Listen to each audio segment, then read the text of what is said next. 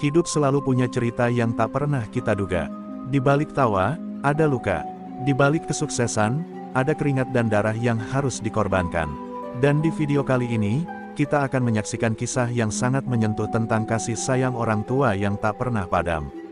Di pinggir sebuah desa yang tenang, berdirilah sebuah rumah kayu tua dengan cat yang sudah pudar. Atap gentingnya banyak yang berlumut, sebagian dindingnya mulai rapuh, tetapi di dalamnya selalu terasa hangat. Disitulah keluarga kecil Pak Wiryo dan istrinya, Bu Ratna, membesarkan putra tunggal mereka, Bayu. Meski hidup mereka penuh keterbatasan, cinta di antara mereka begitu besar, mengikat setiap sudut rumah dengan rasa syukur. Pak Wiryo adalah seorang petani tulen. Setiap pagi sebelum matahari menampakkan wajahnya, ia sudah mengayunkan cangkul di sawah. Tangannya kasar, kulitnya gelap terbakar matahari, namun senyumnya selalu ramah. Ia percaya kebahagiaan bukan dari harta, melainkan dari ketulusan bekerja dan makan dari hasil sendiri. Pulang ke rumah, ia tak sabar melihat senyum istrinya dan pelukan kecil Bayu yang selalu menyambutnya di depan pintu. Bu Ratna, sosok ibu penuh kelembutan, adalah penopang keluarga. Ia selalu menyiapkan sarapan sederhana, nasi jagung, sayur bening, atau tempe goreng. Meski sesederhana itu, ia selalu menyuapkan dengan senyum, membuat semua terasa nikmat. Makanlah yang banyak, nak, supaya kuat. Ibu ingin kau jadi anak sehat dan pintar, ucapnya sambil membelai rambut Bayu. Bayu kecil tumbuh penuh semangat. Ia senang berlari di pematang sawah, mengejar capung, atau membantu ibunya memetik sayur di kebun kecil belakang rumah.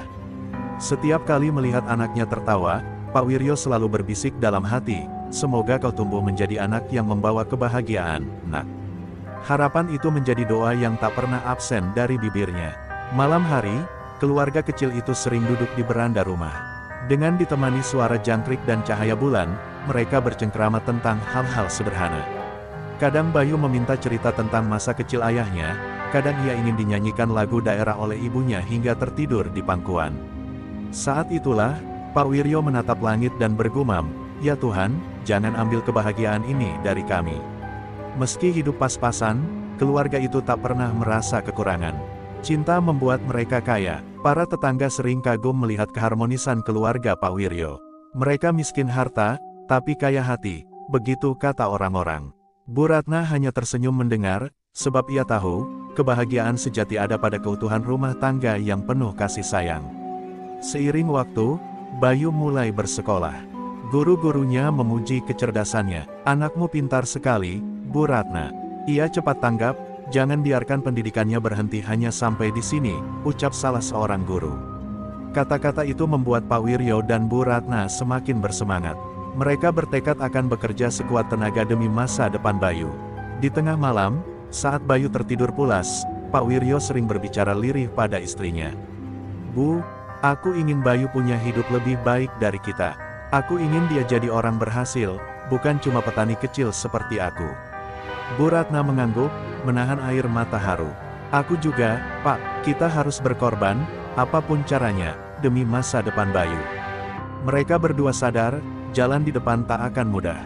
Hidup miskin sudah cukup keras, tapi demi anak, mereka siap menantang apapun. Hanya satu yang mereka yakini, cinta orang tua tidak mengenal batas. Namun, tak seorang pun tahu, cinta itu kelak akan diuji dengan luka-luka yang dalam.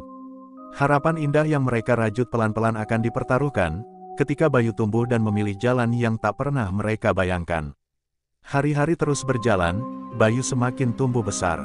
Kini usianya memasuki remaja, masa di mana jiwa muda penuh gelora. Ia semakin jarang duduk di beranda rumah bersama kedua orang tuanya, lebih suka bermain dengan teman-temannya di lapangan desa. Sepulang sekolah, ia sering menendang bola hingga senja, dan pulang dengan baju penuh lumpur. Bu Ratna tetap menyambutnya dengan senyum, meski hatinya sering khawatir. "Bayu, kau jangan terlalu sering ikut anak-anak yang suka berkelahi itu," ujar Bu Ratna suatu sore sambil membersihkan luka di lutut anaknya. Bayu hanya mengangguk seadanya, matanya menerawang, seolah nasihat itu hanya lewat begitu saja. Pak Wiryo tetap percaya bahwa anaknya punya potensi besar. Ia sering membanggakan Bayu di hadapan tetangga. "Anakku pintar, Bu. Kelak dia pasti bisa jadi orang sukses," ucapnya berulang kali. Bayu tersenyum mendengar itu, meski dalam hatinya ada beban, ia takut mengecewakan. Ketika SMP, Bayu mulai menunjukkan perubahan. Ia tak lagi rajin belajar seperti dulu. Buku-bukunya sering berdebu, digantikan oleh waktu nongkrong di warung kopi desa. Uang jajan yang diberi ibunya sering tidak cukup, sehingga ia meminta tambahan. Kadang Pak Wiryo harus menjual hasil panen kecil-kecilan hanya untuk memenuhi permintaan anaknya. "Pak, Bu, teman-teman semua sudah punya HP. Aku malu kalau nggak punya," kata Bayu suatu malam dengan nada tinggi. Pak Wiryo terdiam, sementara Bu Ratna menunduk. Mereka tahu itu di luar kemampuan, tapi demi anak, mereka mencari cara. Akhirnya, kalung emas peninggalan keluarga dijual, hanya untuk membeli sebuah ponsel sederhana. Sejak saat itu, Bayu makin jarang berbicara dengan orang tuanya. Ia lebih sibuk dengan dunianya sendiri. Malam-malam panjang yang dulu diisi tawa bersama kini digantikan dengan layar ponsel yang menyala hingga larut. Pak Wiryo hanya bisa menatap dari kejauhan, menahan rasa rindu pada kedekatan yang perlahan memudar. Namun, setiap kali hatinya gundah, ia selalu kembali ke doa. Di sudut kamar, ia berbisik, "Tuhan, jaga anakku. Kalaupun aku gagal menuntunnya, Kau jangan pernah lepaskan dia dari kasih-Mu." Bu Ratna yang mendengar doa itu sering menitikkan air mata. Hati seorang ibu tahu bahwa badai sedang mendekat, meski ia masih berharap anaknya akan tetap kembali. Waktu berjalan, dan Bayu memasuki SMA. Disinilah awal mula goresan luka yang lebih dalam dimulai. Masa SMA seharusnya menjadi masa penuh semangat dan mimpi. Namun, bagi Bayu, itu adalah masa peralihan yang penuh gejolak. Ia lebih banyak menghabiskan waktu dengan kelompok teman yang gemar berkeliaran di jalanan. Mereka nongkrong di perempatan, merokok, bahkan sesekali terlibat perkelahian dengan anak sekolah lain. Suatu sore, seorang tetangga datang tergesa ke rumah Pak Wiryo. "Pak, Bu, Bayu tadi berkelahi di alun-alun. Polisi hampir membawanya." Perkataan itu seperti petir menyambar. Bu Ratna langsung lemas, sementara Pak Wiryo bergegas mencari anaknya. Ketika menemukan Bayu, wajahnya lebam, bibirnya pecah. Namun, yang lebih menyakitkan bukanlah luka itu, melainkan tatapan matanya yang penuh amarah. "Kenapa Bapak ikut campur? Aku bisa urus diriku sendiri," katanya ketus saat Pak Wiryo mencoba membawanya pulang. Di rumah, Bu Ratna menangis sambil mengompres luka Bayu. "Nak, kenapa kau berubah seperti ini? Bukankah dulu kau selalu janji ingin membahagiakan orang tua?" Bayu diam, menunduk sebentar, lalu mengalihkan pandangan ke jendela. Hatinya sebenarnya masih rapuh, namun gengsi dan amarah remaja membuatnya menutup diri. Hari-hari berikutnya, masalah makin sering muncul. Bayu mulai jarang pulang tepat waktu, bahkan kadang menginap di rumah temannya. Bu Ratna tak bisa tidur setiap kali anaknya tak kunjung pulang, duduk di depan pintu rumah hingga fajar, menunggu suara langkah kaki yang ia rindukan. Tetangga semakin sering berbisik, "Sayang sekali, anak Pak Wiryo itu bandel sekali. Padahal orang tuanya baik." Bisikan itu menyayat hati Bu Ratna, namun ia menolak menyerah. Anak nakal itu bukan berarti tak bisa berubah. Ia hanya sedang tersesat, jawabnya pada diri sendiri, seakan meyakinkan hati yang rapuh. Pak Wiryo pun tetap sabar. Meski marah, ia memilih menahan diri. Ia tahu, jika ia menekan terlalu keras, Bayu bisa semakin menjauh. Ia hanya sering menasihati lembut ketika suasana agak tenang. "Nak, ingatlah, jalan yang kau pilih ini hanya akan melukai dirimu sendiri. Jangan sampai kau menyesal di kemudian hari." Tapi Bayu selalu membalas dengan sikap dingin. Suatu malam, Bayu pulang dengan motor hasil pinjaman temannya. Pak Wiryo terkejut melihatnya. "Dari mana kau dapat motor itu?" tanya sang ayah. Bayu menjawab ketus, "Bukan urusan Bapak. Aku malu kalau masih jalan kaki, sementara teman-temanku semua bawa motor." Pak Wiryo terdiam. Di satu sisi ia khawatir, di sisi lain ia hanya bisa menghela napas panjang. Luka pertama itu benar-benar menggores hati mereka. Bukan hanya luka di wajah Bayu akibat perkelahian, tapi luka batin orang tua yang merasa semakin jauh dari anaknya. Namun, meski terluka, cinta mereka tetap sama. Malam itu, setelah Bayu tidur, Bu Ratna memegang tangan suaminya sambil berbisik, "Apapun yang terjadi, kita jangan berhenti percaya padanya. Bayu masih anak kita." Pak Wiryo mengangguk pelan, meski dalam hatinya ada kekhawatiran yang sulit dihapus. Waktu terus berjalan, Bayu semakin sulit diatur. Uang saku yang diberikan orang tuanya tak pernah cukup, ia selalu meminta lebih. "Pak, Bu, aku butuh uang. Banyak kegiatan di sekolah," katanya dengan alasan yang terdengar masuk akal. Namun seringkali uang itu habis bukan untuk sekolah, melainkan untuk nongkrong atau membeli hal-hal yang tak berguna. Pak Wiryo yang hanya seorang petani kecil harus memeras tenaga lebih keras.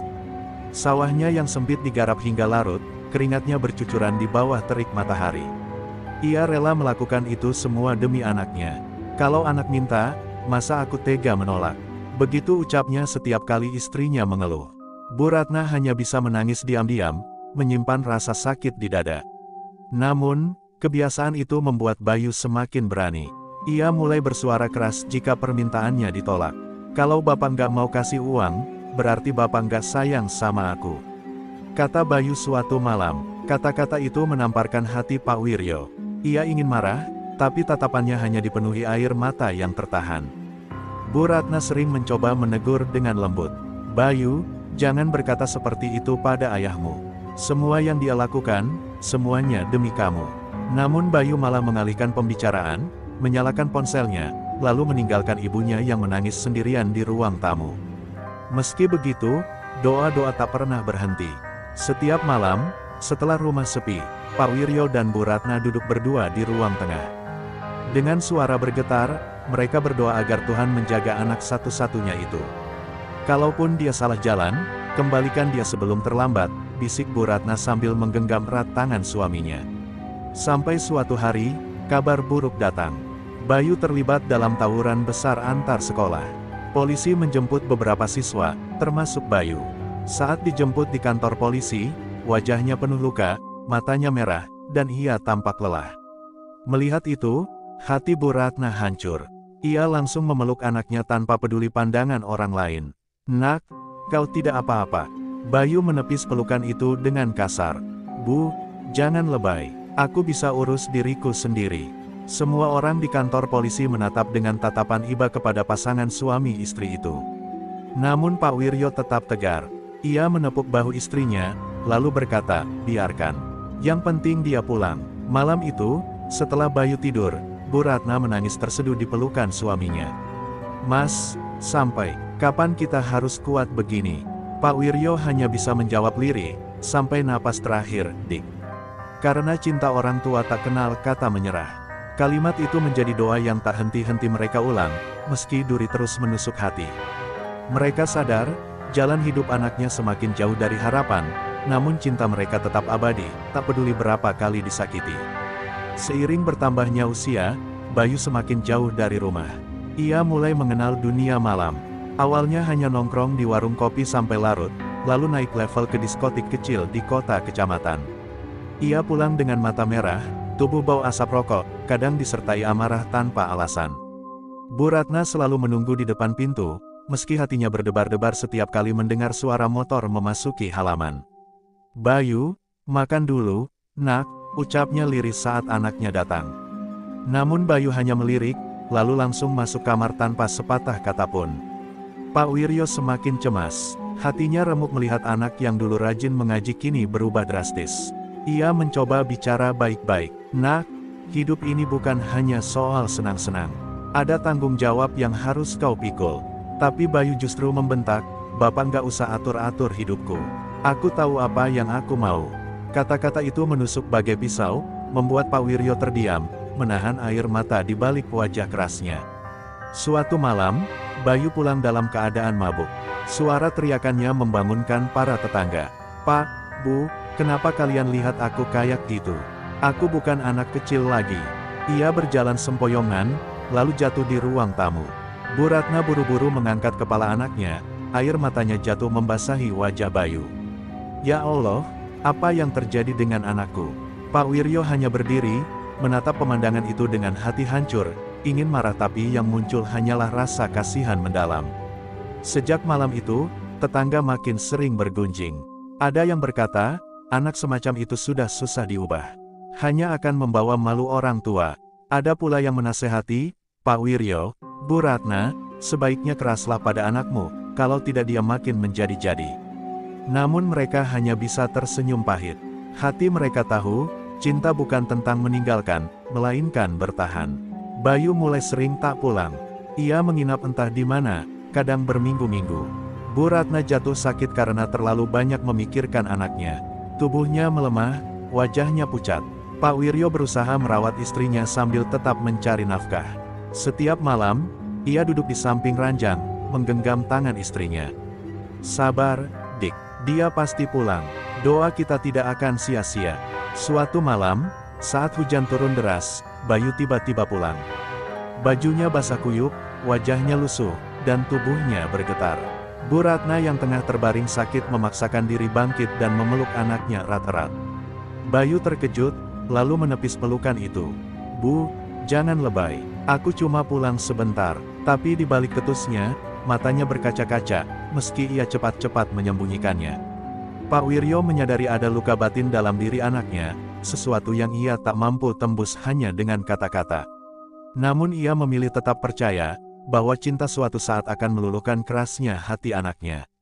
Malam itu, ia duduk di ruang tamu, menatap pintu kamar Bayu yang tertutup rapat, sambil berdoa panjang. Ia tak tahu bagaimana masa depan anaknya, tapi ia tahu cintanya tak akan pernah berhenti, bahkan jika malam terasa semakin kelam.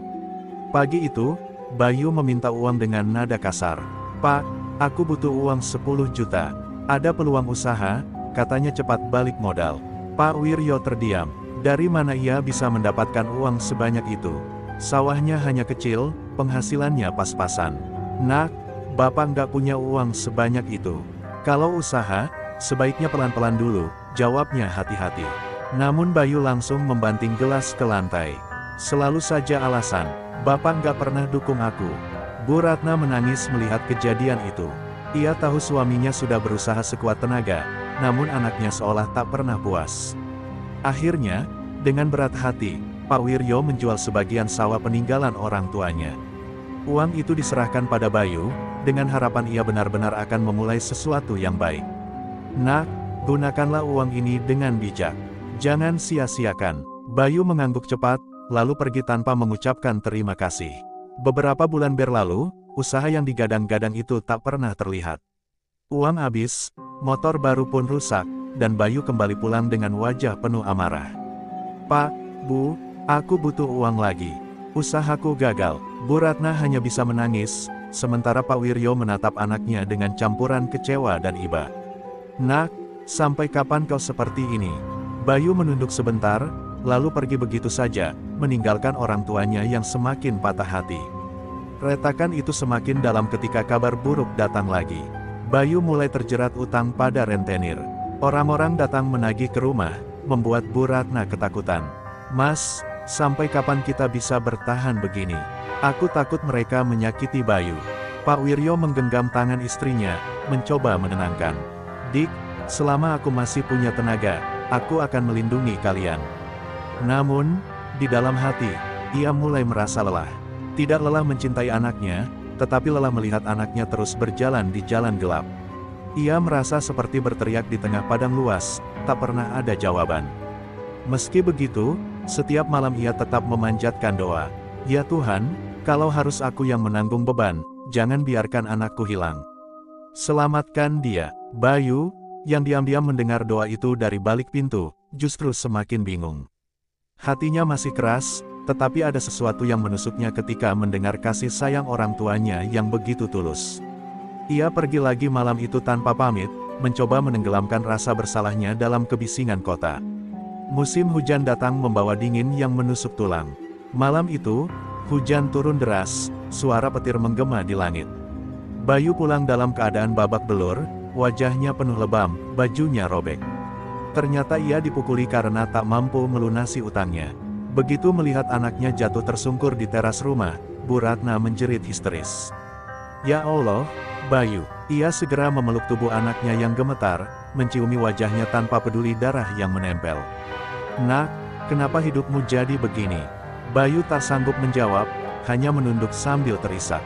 Pak Wiryo datang membawa kain untuk membersihkan luka. Ia menatap anaknya lama sekali, lalu berkata lirih, Nak, Bapak tidak pernah minta kau jadi orang besar, cukup jadi orang baik. Kalimat itu membuat Bayu menangis semakin keras.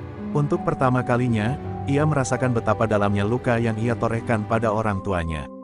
Namun, rasa malu membuatnya kembali keras. "Pak, Bu, maaf. Tapi aku butuh uang lagi. Kalau tidak, mereka akan terus mengejarku." Suasana rumah itu semakin pilu. Bu Ratna hanya bisa menangis sambil memeluk anaknya. Malam itu, setelah Bayu tertidur, Bu Ratna dan Pak Wiryo duduk berdua di ruang tamu. Tangisan Bu Ratna pecah. "Mas, aku tidak sanggup lagi. Hatiku hancur melihat anak kita seperti ini. Aku takut kehilangan dia." Pak Wiryo memeluk istrinya erat-erat. "Dik, kita harus kuat. Kita tidak boleh menyerah. Bayu masih butuh kita, meski dia tak pernah sadar." Doa kembali dipanjatkan dengan air mata. Hujan di luar seakan ikut menangis bersama mereka, mengiringi malam panjang yang penuh luka. Namun di balik semua kepedihan itu, cinta mereka tetap tak tergantikan. Mereka sadar, meski anaknya sering menyakiti, hatinya tetap anak yang mereka cintai sejak lahir. Hari-hari berikutnya dipenuhi ketegangan. Bayu semakin jarang di rumah, lebih sering menghilang berhari-hari. Setiap kali pulang, ia selalu membawa masalah baru. Kadang motor disita, kadang ada orang datang menagih hutang. Bu Ratna semakin kurus karena terlalu banyak menangis. Namun, setiap kali Bayu pulang, wajahnya tetap memancarkan cinta yang sama. "Nak, kau sudah makan. Ibu masakkan sayur kesukaanmu." Meski sering ditolak, ia tetap memasak dengan penuh kasih. Pak Wiryo mulai terlihat menua lebih cepat. Rambutnya memutih, tubuhnya melemah, namun semangatnya tak pernah padam. Ia tetap bekerja keras di sawah, seolah mencari cara agar tetap bisa menopang keluarga. "Selama aku masih berdiri, aku tak akan biarkan anakku jatuh sendirian," katanya setiap kali istrinya memintanya berhenti bekerja terlalu keras. Suatu malam, Bayu datang dengan wajah murung. Ia duduk di teras rumah tanpa berkata apa-apa. Bu Ratna keluar dengan hati-hati, membawa segelas teh hangat. "Nak, minumlah dulu." Bayu hanya menatap kosong, lalu berbisik, "Bu, kenapa ibu masih sayang sama aku? Aku sudah terlalu banyak menyakiti kalian." Air mata Bu Ratna jatuh begitu saja. Ia memeluk anaknya erat, seakan takut kehilangan. "Nak, cinta ibu tak pernah berubah. Kau boleh 1000 kali salah, tapi hatiku tetap milikmu." Orang tua hanya tahu satu hal, mendoakan anaknya. Bayu terdiam, lalu menangis di pelukan ibunya. Itu adalah malam yang langka, ketika hatinya sedikit terbuka. Namun, pagi berikutnya, ia kembali pergi tanpa pamit. Cahaya kecil yang sempat muncul malam itu kembali meredup. Bu Ratna hanya bisa menatap pintu yang tertutup, berharap suatu hari Bayu benar-benar akan pulang, bukan hanya dengan tubuh, tapi juga dengan hatinya. Hari-hari semakin berat bagi keluarga kecil itu. Bayu kian terjerumus dalam lingkaran gelap, hutang semakin menumpuk, dan sikapnya semakin sulit ditebak. Kadang ia pulang dengan wajah penuh kemarahan, kadang dengan kesedihan yang disembunyikan. Suatu malam, ia kembali datang dengan teriakan keras, menuntut uang yang tidak ada. "Pak, Bu, aku butuh uang sekarang juga, kalau tidak mereka akan membunuhku." Pak Wiryo yang sudah sangat letih mencoba menahan amarah. "Nak, Bapak sudah habis-habisan. Sawah kita sudah terjual, perhiasan ibumu sudah habis. Apa lagi yang kau mau?" Bayu membanting pintu, wajahnya merah menahan emosi. "Kalian gak ngerti, aku ini sedang dikejar, kalian enak saja cuma duduk di rumah." Kata-kata itu membuat hati Bu Ratna serasa disayat. Ia memeluk anaknya meski Bayu berusaha melepaskan diri. "Nak, kami ini orang tuamu. Kami selalu mengerti, meski kau tak pernah sadar." Tetangga mulai menghindar. Rumah keluarga Wiryo dianggap sarang masalah. Beberapa orang bahkan terang-terangan berkata, "Sudahlah, Pak Wiryo. Anakmu itu sudah rusak, tak ada gunanya lagi."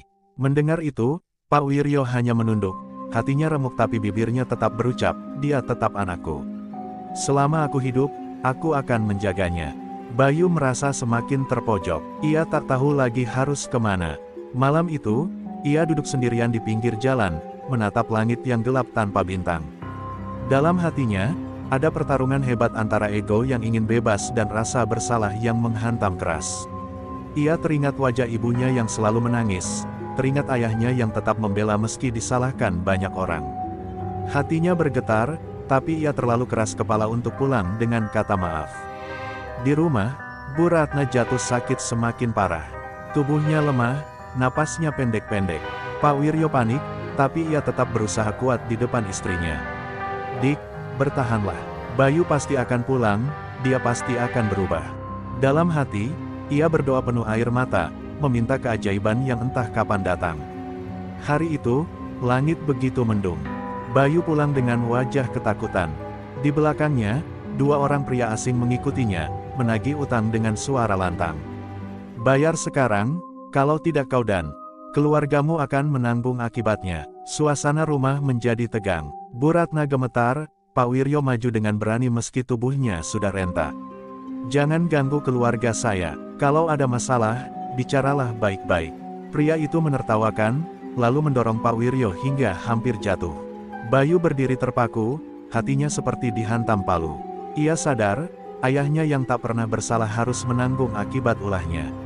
Sudah, jangan sakiti bapak saya, teriak Bayu dengan suara bergetar. Namun, para penagih hutang itu tetap menuntut uang. Akhirnya, dengan sisa tenaga, Pak Wiryo menyerahkan surat tanah terakhir yang dimilikinya. Ambil ini, tapi jangan ganggu anakku lagi. Setelah mereka pergi, suasana rumah menjadi sunyi. Bayu menangis keras untuk pertama kalinya di depan orang tuanya. Pak, Bu, aku ini anak durhaka. Aku sudah hancurkan semua yang kalian punya. Bu Ratna memeluknya erat. Nak, selama kau masih hidup, ibu masih punya segalanya. Jangan pernah bilang kau tak berharga. Kata-kata itu menusuk hati Bayu lebih dalam daripada pukulan manapun. Namun, meski ada air mata penyesalan, Bayu tetap sulit keluar dari jeratannya. Lingkungan yang buruk, utang yang terus menjerat, membuatnya kembali tergelincir. Malam itu, setelah semua tertidur, Bayu kembali pergi tanpa pamit. Hati orang tuanya remuk lagi, tapi mereka tetap menyalakan lampu di teras, tanda pintu rumah selalu terbuka untuk anaknya. Bu Ratna semakin lemah. Hampir setiap malam ia terjaga, duduk di kursi dekat jendela, menatap jalanan gelap. Mas, aku takut, aku tak sempat melihat Bayu berubah. Suaranya lirih, penuh rasa putus asa. Pak Wiryo menggenggam tangannya, berusaha menguatkan. Dik, jangan bicara begitu. Kita harus percaya, doa orang tua tak pernah sia-sia. Suatu malam, suara motor terdengar berhenti di depan rumah. Bayu pulang dengan wajah kusut, matanya merah, tubuhnya goyah.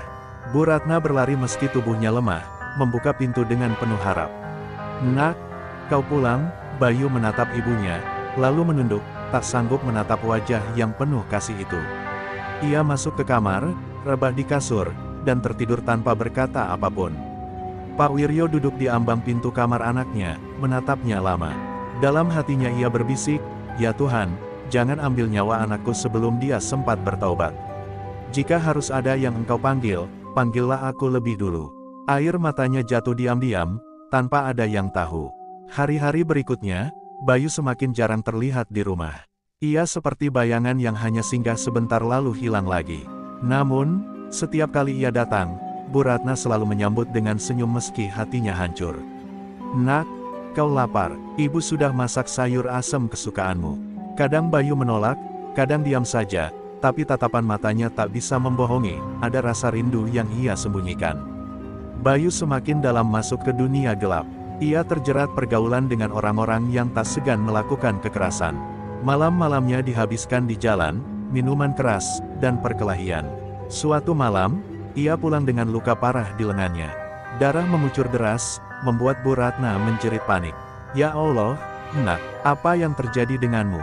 Pak Wiryo segera membalut luka anaknya dengan kain seadanya, wajahnya pucat karena khawatir. Nak, kau mau sampai kapan begini? Hidupmu bukan mainan. Bapak dan ibu sudah tua, kami hanya ingin melihatmu hidup tenang. Bayu terdiam, menatap ayahnya dengan mata berkaca-kaca. Namun, seperti biasa, ia tak sanggup mengucapkan maaf. Malam itu, setelah luka diperban, Bayu duduk sendirian di halaman. Hatinya gelisah, dadanya sesak. Ia sadar, hidupnya hanya membuat orang tuanya menderita. Tapi ia tak tahu jalan keluar. Ia merasa seperti berjalan dalam lorong gelap tanpa ujung. Kenapa aku begini? Kenapa aku nggak bisa berubah? Bisiknya lirih. Dari dalam rumah, Bu Ratna menatap anaknya lewat jendela. Air matanya mengalir deras, namun bibirnya berdoa. Ya Allah, jangan biarkan anakku hilang. Selamatkan dia meski harus dengan cara apapun. Ambil semua yang aku punya, asal anakku kembali ke jalanmu. Doa itu melayang di udara malam, penuh harap meski langit tampak begitu pekat. Pagi itu suasana rumah terasa berat. Bu Ratna jatuh pingsan saat sedang menyiapkan sarapan. Pak Wiryo panik, segera memanggil tetangga untuk membantu membawanya ke rumah sakit. Dokter berkata kondisinya kritis, jantungnya lemah karena terlalu banyak pikiran. Ibu harus istirahat total, jangan terlalu banyak menangis atau tertekan, pesan dokter. Bayu yang saat itu kebetulan ada di rumah terkejut mendengar kabar itu. Ia menatap tubuh ibunya yang lemah di ranjang rumah sakit, selang infus menempel di tangan. Untuk pertama kalinya, ia merasa benar-benar bersalah. Bu, ini semua salahku, ucapnya dengan suara parau. Namun Bu Ratna membuka mata, tersenyum tipis, dan berbisik, "Nak, jangan salahkan dirimu. Yang ibu inginkan hanya satu, lihatlah dirimu bahagia, lihatlah dirimu kembali jadi anak baik." Tangisan Bayu pecah. Ia memegang tangan ibunya erat, seolah tak ingin melepaskan. Dalam hatinya, ada rasa takut yang belum pernah ia rasakan sebelumnya, takut kehilangan orang yang paling mencintainya. Malam itu, di musola rumah sakit, ia bersujud lama sekali. Air matanya jatuh deras. "Ya Allah, kalau Engkau masih beri kesempatan, biarkan aku menebus semua salahku. Jangan ambil ibu sekarang, ambil aku saja kalau perlu." Hari-hari berikutnya, Bayu mulai berubah sedikit demi sedikit. Ia tak lagi keluar malam, ia lebih banyak menemani ibunya di rumah. Pak Wiryo melihat perubahan itu dengan hati yang penuh syukur, meski ia tak berani berharap terlalu jauh. Suatu sore, Bayu duduk di teras bersama ayahnya. "Pak, aku malu sama Bapak. Aku sudah bikin Bapak menderita. Tapi kenapa Bapak nggak pernah marah? Kenapa Bapak masih sayang sama aku?" Pak Wiryo menatapnya lama, lalu menghela napas. "Nak, kalau bukan orang tua yang percaya pada anaknya, siapa lagi? Cinta kami nggak pakai syarat. Kau bisa jatuh berkali-kali, tapi bagi kami kau tetap anak kami." Kata-kata itu membuat hati Bayu semakin bergetar. Ia sadar, selama ini ia salah besar. Dunia luar hanya memberinya rasa sakit, sementara rumah inilah yang selalu memberi cinta tanpa batas. Malam itu ia duduk di samping ibunya yang tertidur, mengusap tangan yang keriput itu, lalu berbisik lirih, "Bu, maafkan aku. Aku janji kali ini aku sungguh-sungguh mau berubah." Bu Ratna membuka mata, menatapnya dengan senyum penuh air mata. "Nak, doa ibu sejak dulu hanya itu, agar kau kembali." Namun hidup tak selalu berjalan lurus. Meski Bayu mulai berubah, masa lalunya tetap membayang. Orang-orang yang dulu bersamanya datang lagi, menagih janji lama, memaksanya ikut dalam pekerjaan kotor. Bayu menolak, tapi mereka mengancam, "Kalau kau tidak ikut, keluargamu yang akan menanggung akibatnya." Bayu bingung, hatinya resah. Malam itu ia duduk di depan rumah, menatap bintang. Pak Wiryo datang menghampiri. "Nak, kau sedang gelisah." Bayu mengangguk. "Pak, mereka datang lagi. Aku takut Bapak dan Ibu celaka gara-gara aku." Pak Wiryo memegang bahunya. "Nak, ingat satu hal.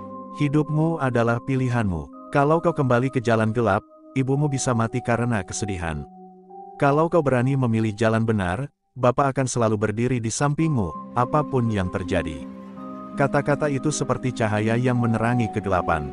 Bayu memutuskan untuk melawan rasa takutnya. Ia menolak tawaran kotor itu dengan tegas, meski harus menerima ancaman. Namun anehnya, hatinya terasa lebih lega. Ia sadar, inilah jalan menuju penebusan. Beberapa bulan kemudian, kondisi Bu Ratna semakin melemah. "Dokter berkata waktunya mungkin tak lama lagi." Bayu mendengar itu dengan air mata bercucuran.